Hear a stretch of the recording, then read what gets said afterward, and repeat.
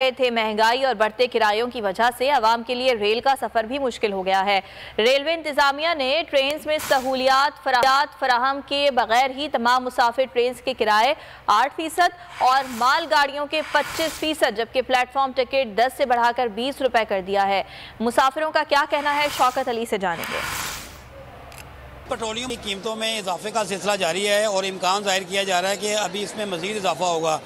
तो रेलवे इंतजामिया ने अपना माली खसारा पूरा करने के लिए इसका ये हल निकाला है कि किराए बढ़ा दिए हैं। मुसाफिर ट्रेनों के तमाम जो मुसाफिर ट्रेन का किराया जो है 8% बढ़ा दिया गया है और जो माल बरदार गाड़ियाँ हैं जो कि सामान लाती ले जाती हैं, इनका जो किराया 25% बढ़ा दिया है। इसके साथ साथ सितम तरीफी ये है कि जो प्लेटफॉर्म टिकट है जो 10 रुपये था, इसकी कीमत भी अब 20 रुपये कर दी है। यानी किसी शख्स ने अपने जीज़ो कार को छोड़ने के लिए आना है तो उसको यहाँ 20 रुपये अदा करना पड़ेंगे और पार्किंग जो फ़ीस है वो अलग है। तो शहरियों को ये कहना है कि ट्रेनों में सहूलतें तो मौजूद नहीं हैं, वाशरूम यहाँ पर गंदे पड़े हुए हैं, लाइटिंग का कोई प्रॉपर अरेंज नहीं है और स्टेशनों की हालत भी ख़राब है। लेकिन रेलवे इंतजामिया जो किराए पे किराए बढ़ाई जा रही है, तो हम बात करेंगे एक साहब से। बड़े परेशानी है आवाम को, किराए बढ़ गए, किराया पेट्रोल भी ज़्यादा हो गया।